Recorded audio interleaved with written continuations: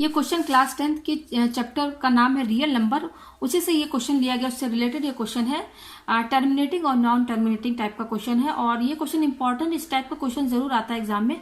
तो देखिए क्वेश्चन क्या कह रहा है, right whether rational number 7/75 will have terminating decimal expansion और अ नॉन टर्मिनेटिंग डेसिमल। इसमें हमें ये चेक करना है कि ये एक रेशनल नंबर है, हमें ये बताना है कि क्या इसका जो डेसिमल एक्सपेंशन होगा, मतलब इसको जब हम डिवाइड करेंगे तो पॉइंट के बाद कि ये टर्मिनेट हो जाएगा कि नहीं, नॉन टर्मिनेट होगा। कहने का मतलब कि डिवाइड के बाद ये इसका रिमाइंडर 0 हो जाएगा कि ये नॉन टर्मिनेटिंग होगा। तो हमें ये चेक करके यहाँ बताना है। तो क्लास 9th में भी इस टाइप का क्वेश्चन रहता था, क्लास 9th में भी आपने पढ़ा होगा, लेकिन तब क्लास 9th में क्या करना पड़ता था, हमें ये डिवाइड करना पड़ता था। डिवाइड करके हम पता कर लेते थे कि ये टर्मिनेटिंग है कि नॉन टर्मिनेटिंग है।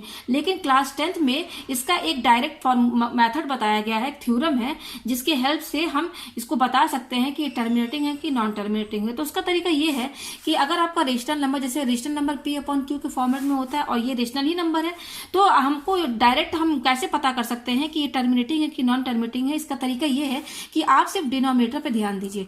डिनोमिनेटर हमारा Q है, अगर Q क्या है, मेरा डिनोमिनेटर कोई नंबर ही होगा। अगर वो नंबर का जब हम प्राइम फैक्टर निकालेंगे और उसका सिर्फ प्राइम फैक्टर 2m × 5⁻n के फॉर्म में अगर है, उसका डिनोमिनेटर सिर्फ इस फॉर्मेट में है, तब हमारा ये जो रेशनल नंबर होगा ये हमारा टर्मिनेटिंग डेसिमल एक्सपेंशन होगा। ठीक है, तो चलिए इसको चेक कर लेते हैं। यहाँ पर आपको सिर्फ डिनोमिनेटर पे ध्यान देना है। डिनोमिनेटर हमारा क्या है, 75 है।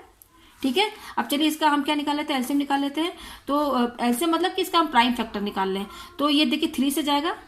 ठीक है, तो 3 2 6, ठीक है, और 3 और 5 जा 15, ठीक है, ये आ गया। फिर 5 5 जा 25 और ये 5 1 जा 5। तो यहाँ पर आप देखिए जो डिनोमिनेटर है, तो डिनोमिनेटर का जब हमने प्राइम फैक्टर निकाला तो क्या आ रहा है, 3 × और 5 × 5 ये आ रहा है। इसको हम इस तरीके से भी सकते हैं, 3 × और 5 कितने बार है, 2 बार है, तो पावर लगा दीजिए। तो यहाँ पर देखिए आपका जो डिनोमिनेटर है 3 × 5 का पावर 2। तो देखिए ये जो 2 का पावर m × 5 का पावर n है ना, ये m और n क्या है, पावर है। यहाँ पावर 2 का ये m 2 भी हो सकता है, 3 भी हो सकता है, 4 भी हो सकता है, कुछ भी हो सकता है, वैसे ही n भी है। ठीक है, ये सब पावर का वैल्यूज बताता है। तो आप देखिए यहाँ पर डिनोमिनेटर जो है इसका फॉर्मेट 3 × 5 के पावर 2 है और यहाँ पर देखिए ये फॉर्मेट होना चाहिए। क्या ये फॉर्मेट है? नहीं है, क्योंकि देखिए इसमें 3 आ रहा है। तो 2 और 5 ही होना चाहिए, केवल प्राइम फैक्टर में केवल 2 और 5 ही होना चाहिए, 2 और 5 का ही मल्टीपल होना चाहिए। इसके अलावा अगर कोई नंबर रहेगा अदर देन दिस, तब ये हमारा जो है नॉन टर्मिनेटिंग हो जाएगा। तो क्योंकि ये नंबर इस फॉर्मेट में नहीं है इसका डिनोमिनेटर, तो ये हमारा रेशनल नंबर क्या हो गया, टर्मिनेटिंग हो गया, टर्मिनेटिंग डेसिमल एक्सपेंशन। ठीक है।